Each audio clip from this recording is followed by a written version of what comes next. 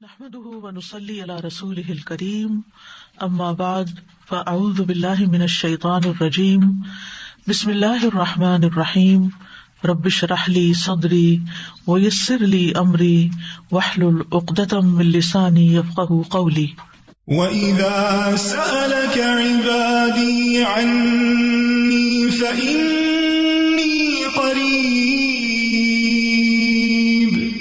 أُجِيبُ دَعْوَةَ الدَّاعِ إِذَا دَعَانِ فَلْيَسْتَجِيبُوا لِي وَلْيُؤْمِنُوا بِي لَعَلَّهُمْ يَرْشُدُونَ۔ اور جب میرے بندے آپ سے میرے بارے میں سوال کریں تو کہہ دیجئے بے شک میں قریب ہوں، میں پکارنے والے کی پکار کا جواب دیتا ہوں جب وہ مجھے پکارے۔ تو ان کو چاہیے کہ وہ میرا حکم مانیں اور مجھ پر ایمان رکھیں تاکہ وہ ہدایت پائیں۔ فَاسْتَغْفِرُوهُ ثُمَّ تُوبُوا إِلَيْهِ إِنَّ رَبِّي قَرِيبٌ مُجِيبٌ۔ سو اس سے بخشش مانگو پھر اس کی طرف پلٹ آؤ، یقیناً میرا رب قریب ہے، قبول کرنے والا ہے، جواب دینے والا ہے۔ الحمدللہ الذی کفانی وآوانی وأطعمنی وسقانی والذی من علی فأفضل والذی أعطانی فأجزل الحمدللہ علی کل حال اللہم رب کل شیء وملیکہ وإلہ کل شیء اعوذ بک من النار۔ تمام تعریف اللہ کے لیے ہے جس نے میری کفایت کی اور مجھے رہنے کی جگہ عنایت فرمائی، مجھے کھلایا پلایا، اور جس نے مجھ پر احسان کیا اور بہت زیادہ کیا، جس نے مجھے دیا اور خوب دیا، ہر حال میں اللہ ہی کی تعریف ہے۔ اے اللہ، اے ہر چیز کے رب اور اس کے مالک، اے ہر چیز کے معبود، میں آگ سے تیری پناہ چاہتا ہوں۔ اللہم صلی علی محمد وعلی آل محمد کما صلیت علی ابراہیم وعلی آل ابراہیم انک حمید مجید۔ اللہم بارک علی محمد وعلی آل محمد کما بارکت علی ابراہیم وعلی آل ابراہیم انک حمید مجید۔ پروگرام قریب مجیب کے سلسلے میں آج ہم نعمتوں پر شکر گزاری کی دعاؤں کے بارے میں پڑھیں گے۔ اللہ تعالیٰ کا شکر ادا کرنا عبادت ہے جس کے ذریعے بندہ اپنے رب کا قرب حاصل کرتا ہے، اور عبادتوں کا مقصد بھی یہی ہے۔ یعنی ہم نماز کیوں پڑھتے ہیں، روزہ کیوں رکھتے ہیں، حج کیوں کرتے ہیں، قرآن مجید کیوں پڑھتے ہیں؟ تاکہ ہم اپنے رب کا قرب حاصل کر سکیں، اپنے رب کو راضی کر سکیں، اپنے رب کا شکر ادا کریں۔ تو جو شخص اللہ کا شکر ادا نہیں کرتا وہ حقیقت میں اللہ کی عبادت نہیں کر رہا۔ اللہ سبحانہ وتعالیٰ ہی اس بات کا مستحق ہے کہ اس کی تعریف کی جائے، اس کا شکر ادا کیا جائے، کیونکہ اسی نے ہمیں پیدا کیا، اسی نے ہمیں رزق دیا اور ہمیں طرح طرح کی نعمتیں عطا کی۔ وما بکم من نعمت فمن اللہ، اور تمہارے پاس جو بھی کوئی نعمت ہے وہ اللہ کی طرف سے ہے۔ تو ہر حال میں اللہ کی تعریف ہے، خوشحالی میں بھی اور تنگی میں بھی، آسانی میں بھی اور سختی میں بھی، ہر حال میں، صحت میں بھی اور بیماری میں بھی، ہر جگہ پر، اپنے گھر میں بھی اور گھر سے باہر بھی، ہر زمانے میں، ہمارے گزرے ہوئے زمانے میں بھی، حال میں بھی اور مستقبل میں۔ سب سے زیادہ تعریف اللہ ہی کی ہے، اس لیے کہ سب سے زیادہ احسانات اسی کے ہیں۔ جتنا اس نے ہمیں عطا کیا ہے، نوازا ہے، اتنا ہم پر کسی کا بھی احسان نہیں ہے۔ وَآتَاكُم مِّن كُلِّ مَا سَأَلْتُمُوهُ وَإِن تَعُدُّوا نِعْمَتَ اللَّهِ لَا تُحْصُوهَا، اور اس نے تمہیں ہر اس چیز میں سے دیا جو تم نے اس سے مانگی، اور اگر تم اللہ کی نعمت کو شمار کرنا چاہو تو شمار نہیں کر سکتے۔ ان الانسان لظلوم کفار، بلا شبہ انسان بڑا ظالم، بڑا ہی ناشکرا ہے۔ تو اللہ کے بندے دو طرح کے ہیں، ایک وہ جو اس کا شکر ادا کرتے ہیں، شکر گزار ہیں، اور دوسرے وہ جو ناشکرے ہیں۔ اللہ سبحانہ تعالیٰ کے نزدیک شکر پسندیدہ ہے اور ناشکرا پن قابل نفرت چیز ہے، سخت ناپسندیدہ۔ شکر گزار بندے اللہ کے محبوب ہیں اور ناشکرے بندے اللہ کے مبغوض ہیں۔ اس سلسلے میں ہم سب سے پہلے قرآنی دعا پر غور کریں گے، اور وہ ہے حضرت سلیمان علیہ السلام کی دعا۔ سورۃ النمل میں اللہ تعالیٰ ارشاد فرماتے ہیں، فتبسم ضاحكا من قولها وقال رب أوزعني أن أشكر نعمتك التي أنعمت علي وعلى والدي وأن أعمل صالحا ترضاه وأدخلني برحمتك في عبادك الصالحين۔ تو اس کی بات سے وہ ہنستے ہوئے مسکرا دیا اور کہنے لگا، اے میرے رب، مجھے توفیق دے کہ میں تیری ان نعمتوں کا شکر ادا کروں جو تو نے مجھ پر اور میرے والدین پر انعام کی ہیں، اور یہ کہ میں وہ نیک عمل کروں جس سے تو راضی ہو جائے، اور مجھے اپنی رحمت کے ساتھ نیک بندوں میں شامل کر لے، آمین۔ اس آیت میں سلیمان علیہ السلام کی خصوصی فضیلت کا ذکر کیا گیا ہے، جس میں وہ پوری تاریخ انسانی میں بالکل منفرد ہیں کہ ان کی حکمرانی صرف انسانوں پر نہیں تھی، بلکہ جنات، حیوانات، پرندے، حتیٰ کہ ہوا تک ان کی تابع فرمان تھی۔ ایک بار سلیمان علیہ السلام جنوں، انسانوں اور پرندوں پر مشتمل ایک لشکر لے کر ایک منظم فوج کے ساتھ روانہ ہوئے۔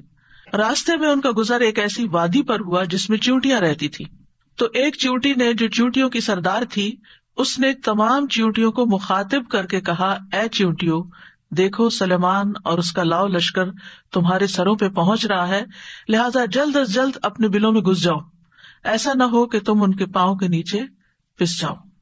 تو سلیمان علیہ السلام چیونٹی کی اس بات پر ہنس پڑے، کیونکہ وہ چیونٹی کی صورتحال کو سمجھ چکی تھی کہ کیا ہونے والا ہے، اور چیونٹیوں کی احتیاط کی طرف رہنمائی اسی لیے وہ کر رہی تھی چیونٹی، تاکہ وہ اپنے آپ کو بچا سکے۔ تو اس کی اپنی قوم کے ساتھ خیر خواہی، اس چیز نے بھی سلیمان علیہ السلام کو خوش کر دیا، تو وہ فتبسم ضاحکا، مسکراتے ہوئے ہنس پڑے، یعنی بہت ہی خوش ہو گئے، اور اللہ سبحانہ تعالیٰ کی نعمت کو محسوس کرنے لگے کہ کس طرح اللہ تعالیٰ نے ان کو ان کی زبان سجھا دی، ان کی آواز سنا دی۔ چیونٹی کی آواز کتنی ہوگی سوچیے، تو سلیمان علیہ السلام کی سماعت کتنی تیز ہوگی، اور پھر اس کی بات کو سمجھ جانا اور اس پر پھر ریئیکٹ کرنا۔ حالانکہ پورا لشکر ساتھ تھا، کسی کو نہیں پتا چلا۔ جس بندے پہ اللہ نعمت کرے اور جس کو وہ سجا دے، جس کو وہ سکھا دے، یہ اللہ ہی کا فضل ہوتا ہے۔ تو اس موقع پر انہوں نے یہ دعا کی تھی کہ اے اللہ، مجھے اس نعمت کی شکر گزاری کرنے کی توفیق عطا فرما جو تو نے مجھے اور میرے والدین کو دی، اور یہ کہ میں نیک عمل کروں، یعنی شکر کیسے ادا کروں؟ نیک عمل کر کے جس پر تو مجھ سے راضی ہو جائے، اور مجھے اپنی رحمت کے ساتھ جنت کی نعمتوں میں اپنے نیک بندوں کے ساتھ داخل کر لے۔ یہاں پر ہم دیکھتے ہیں کہ جو سلیمان علیہ السلام کا مسکرانا ہے، اس میں ضحک کا لفظ آیا ہے، کیونکہ بعض اوقات ناراضگی کی وجہ سے بھی مسکرایا جاتا ہے، خفگی والی مسکراہٹ بھی ہوتی ہے، جیسا کہ کعب بن مالک کے قصے میں آتا ہے کہ نبی صلی اللہ علیہ وسلم کے بارے میں وہ کہتے ہیں، تبسم تبسم المغضب، کہ رسول اللہ صلی اللہ علیہ وسلم مجھے دیکھ کر مسکرائے غصے والے کی طرح مسکرانا، یعنی جو متحمل حلیم شخصیات ہوتی ہیں وہ غصے کی حالت میں بھی مسکرا سکتی ہیں، تو وہ مسکراہٹ اس طرح کی مسکراہٹ نہیں ہوتی جو انتہائی خوشی کی مسکراہٹ ہوتی ہے۔ اسی طرح بعض اوقات انسان دوسرے کی تحقیر کرتے ہوئے بھی مسکراتا ہے، اس کو حقیر سمجھتے ہوئے، تو یہاں پر اسی لیے اللہ سبحانہ وتعالیٰ نے تبسم کے ساتھ ضاحکن کی قید لگائی ہے کہ یہ تبسم خوشی کا تھا، شکر گزاری کا تھا، اور ضحک ہوتا ہے چہرے کا کھل جانا اور خوشی سے دانتوں کا ظاہر ہو جانا۔ اس کے آگے ہوتا ہے قہقہا، آپ قہقہا نہیں لگا رہے تھے، یعنی ایک ہے صرف مسکرانا اور ایک ہی کہ اتنا مسکرانا کہ پھر دانت بھی ظاہر ہو جائیں، اور اسی لیے آپ دیکھیں کہ جو دانت مسکرانے میں، ہنسنے میں ظاہر ہوتے ہیں ان کو ضواحک کہا جاتا ہے۔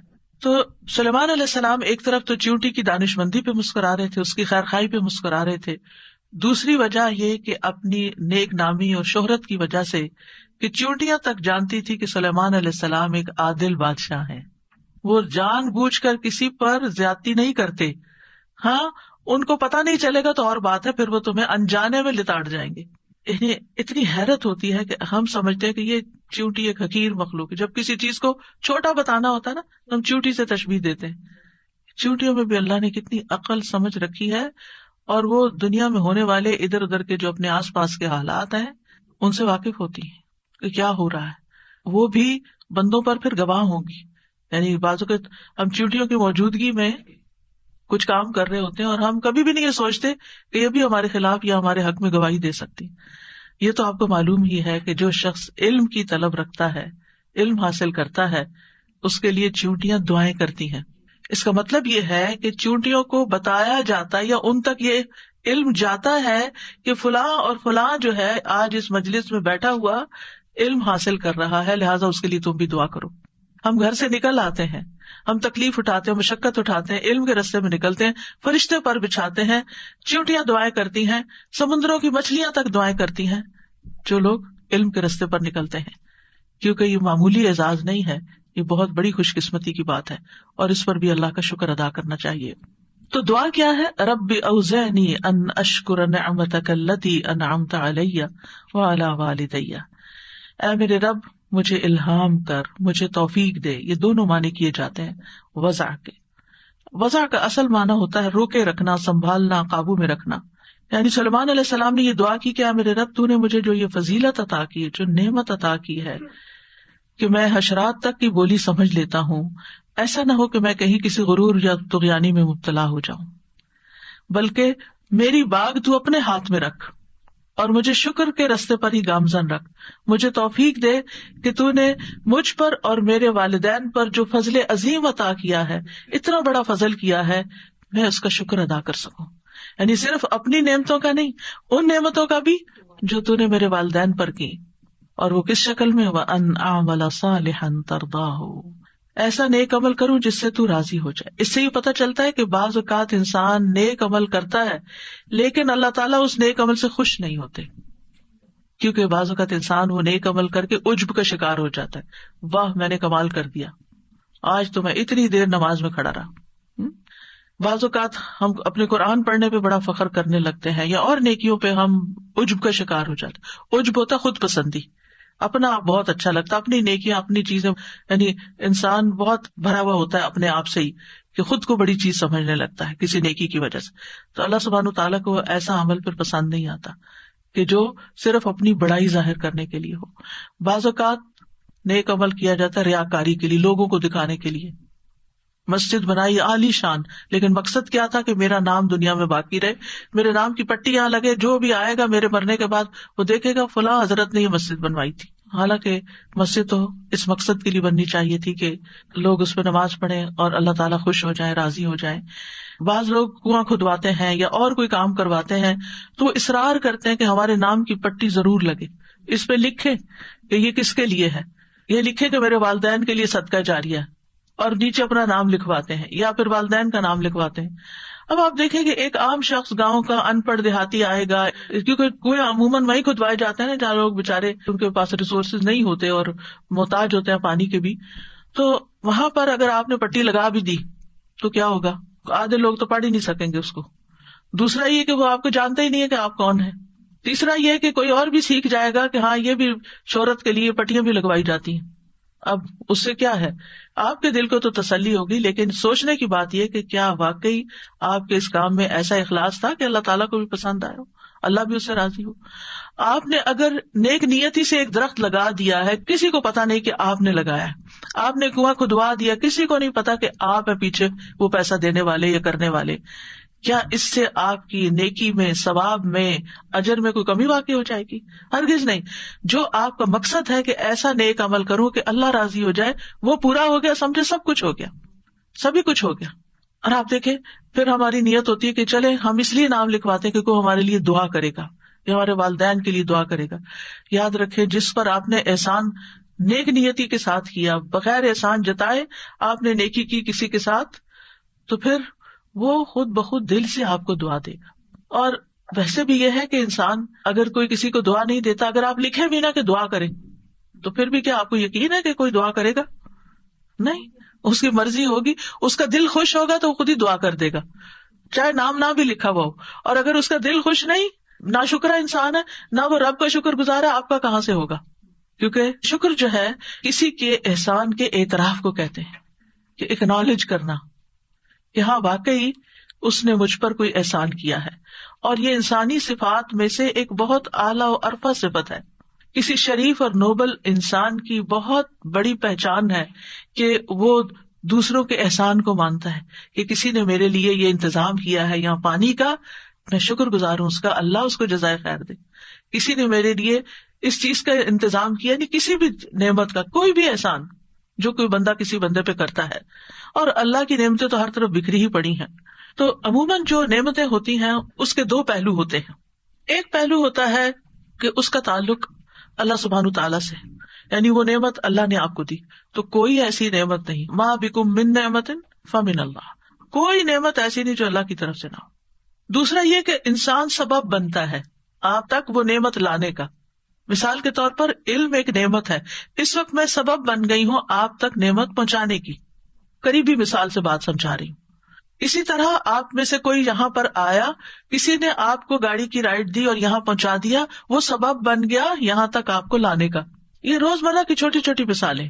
تو ہماری زندگی میں ہر نعمت، ہر انعام، ہر فضل اللہ کی طرف سے ہے. اللہ سبحانہ تعالیٰ وہ نعمتیں ہمیں اسباب کے پردے میں دیتے ہیں.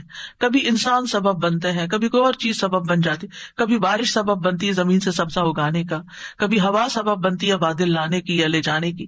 تو بہت ساری چیزیں کار فرما ہے اس کائنات کے اندر، یعنی کہ جو اللہ سبحانہ تعالیٰ کے حکم کے مطابق بندوں کے لیے رزق روزی کا، نعمتوں کا انتظام کر رہی ہیں.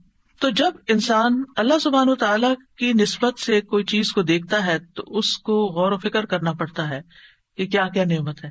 ہاں، بندے کی طرف سے جب کوئی چیز ملتی ہے تو وہ سامنے ہوتی ہے نا، بندہ نظر آ رہا ہوتا ہے اور ہم اس کے شکر گزار ہو جاتے ہیں.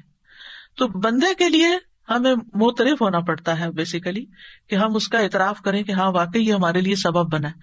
اور اللہ سبحانہ تعالیٰ کی نسبت ہمیں غور و فکر کرنا پڑتا ہے کہ اچھا یہ بھی اللہ نے دیا، یہ بھی اللہ نے بنایا. یہ بھی آپ نے دیکھا ہوگا کہ آپ پانی پیتے چلے جاتے ہیں، آپ کھانا کھاتے چلے جاتے ہیں، آپ کو ایک دفعہ بھی خیال نہیں آتا یہ اللہ نے بنایا، کیونکہ آپ نے غور ہی نہیں کیا، بس آپ نے کھا لیا، پیاس لگی پانی پی لیا، غور نہیں کیا.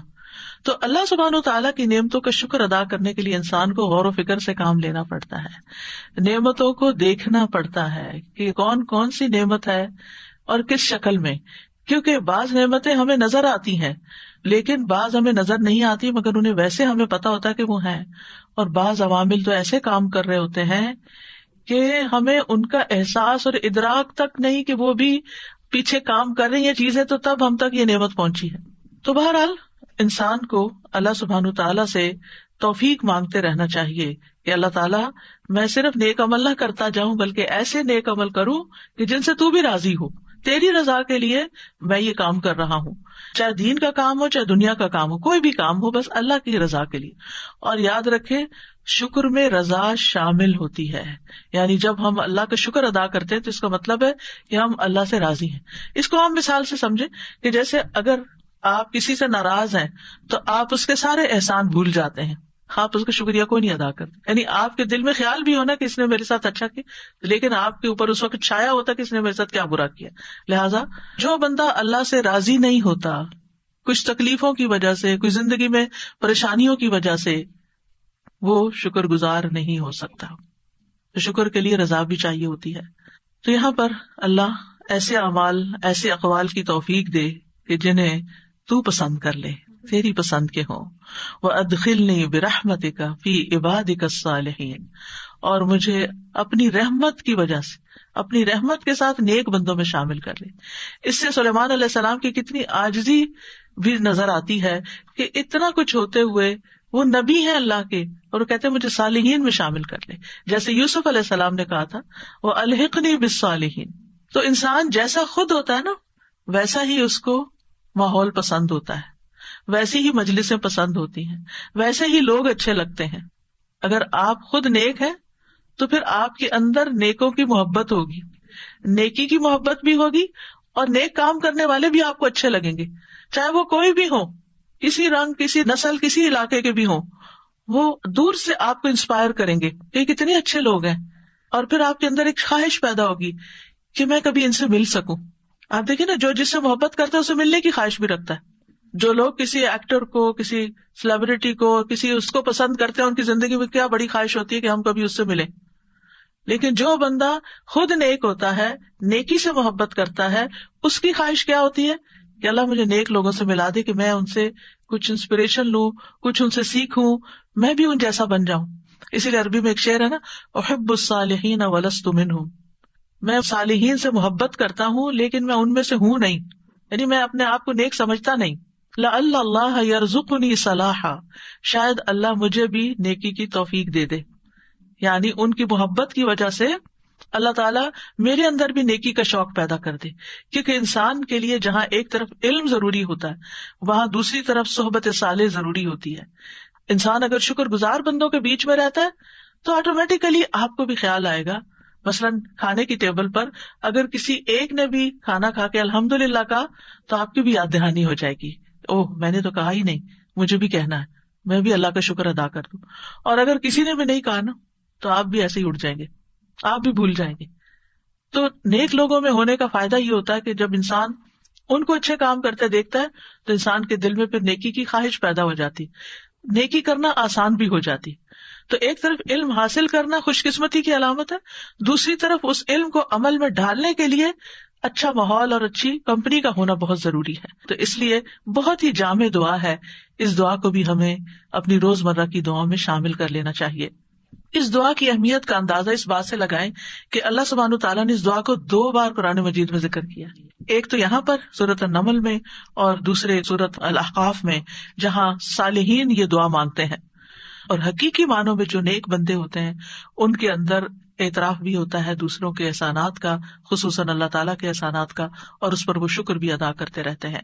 اور پھر آپ دیکھیے کہ اللہ سبحانہ تعالیٰ کے بعد سب سے زیادہ شکر گزاری کے حقدار ہمارے والدین ہوتے ہیں، جس کا ذکر سورۃ الاحقاف کی دعا میں آتا ہے. اور پھر آپ دیکھیں یہاں پر بھی ان اشکر نعمتک التی انعمت علی وعلی والدی، کہ اللہ میں اپنی طرف سے اور اپنے والدین کی طرف سے بھی، اور جو نعمتیں ان کو ملی ان کا بھی شکر ادا کرتا. یعنی اس سے یہ پتہ چلتا ہے کہ انسان جب کوئی نیکی کرتا ہے تو اس میں اگر وہ اپنے والدین کو شامل کر لیتا ہے، اس نیکی میں والدین کو شامل کر لیتا ہے یا والدین کی طرف سے بھی نیکی کرتا ہے، تو یہ بہت بڑے اعزاز کی بات ہوتی ہے. یعنی نور علی نور ہے. آپ صدقہ کریں، اپنی نیت بھی کریں، لیکن والدین کو بھی نیت میں شامل کر لیں. پھر اسی طرح آپ مثلاً کوئی بھی اچھا کام کرتے ہیں تو آپ کے دل میں یہ خواہش ہونی چاہیے کہ اللہ اس کا ثواب ہمارے والدین کو پہنچے. کیونکہ جو والدین کا شکر گزار نہیں ہوتا وہ کسی رشتے کا شکر گزار نہیں ہوتا، وہ کسی کا بھی خیر خواہ نہیں ہو سکتا، وہ کسی کے لیے بھی کھرا نہیں ہو سکتا، کسی کے لیے بھی مخلص نہیں ہو سکتا. تو اس لیے اگر مثلاً آپ اپنے ہسبینڈ کو دیکھتے ہیں کہ وہ اپنے والدین کے حقوق ادا نہیں کرتے اور ساری توجہ آپ پر یا آپ کے بچوں پر کرتے ہیں اور آپ سمجھتے ہیں آپ بڑے خوش قسمت ہیں، تو یاد رکھیے یہ خوش قسمتی کی علامت نہیں ہے. اگر وہ دھیان نہیں کرتے تو ایک اچھی بیوی ہونے کی حیثیت سے آپ کو توجہ دلانی چاہیے. مثلاً رمضان کا مہینہ ہے، آپ اپنے ہسبینڈ کو توجہ دلائیں کہ آپ اپنے والدین کے لیے کچھ کریں اس مہینے میں. یعنی ویسے تو ہر مہینے ہی کرنا چاہیے، ہر روز ہی کرنا چاہیے، لیکن خصوصاً رمضان میں ہمارے صدقات بڑھ جاتے ہیں، ہماری دعائیں بڑھ جاتی ہیں، ہماری نیکیاں بڑھ جاتی ہیں. تو ان نیکیوں میں ان کو بھی ساتھ شریک کرنا چاہیے، ان کی طرف بھی دھیان رکھنا چاہیے، جو زندہ ہوں، جو فوت ہو چکے ہوں. اور پھر یہ ہے کہ جو بھی نیکی کریں خالص اللہ کی خاطر کریں، کیونکہ اللہ تعالیٰ صرف اس عمل سے ہی راضی ہوتا ہے جو اس کے لیے کیا جاتا ہے. جس میں ہم کسی اور کو شریک کر لیتے ہیں پھر وہ عمل اللہ تعالیٰ کے لیے ناپسندیدہ ہو جاتا ہے، کیونکہ ملاوٹ والا ہو جاتا ہے. آپ اپنے لیے کون سی ملاوٹ والی چیز پسند کریں گے؟ محبت میں ملاوٹ پسند کریں گے یا پھر کسی کھانے میں ملاوٹ پسند کریں گے یا کسی اور چیز میں؟ کسی بھی چیز میں نہیں. خالص، آرگینک، ہولسم. تو اللہ سبحانہ تعالیٰ کے ساتھ جب معاملہ ہو تو وہ بھی خالص ہی ہونا چاہیے، اس میں کسی قسم کی کوئی ملاوٹ نہیں ہونی چاہیے. بس صرف جو نیکی ہے وہ اللہ کی رضا کے لیے ہے.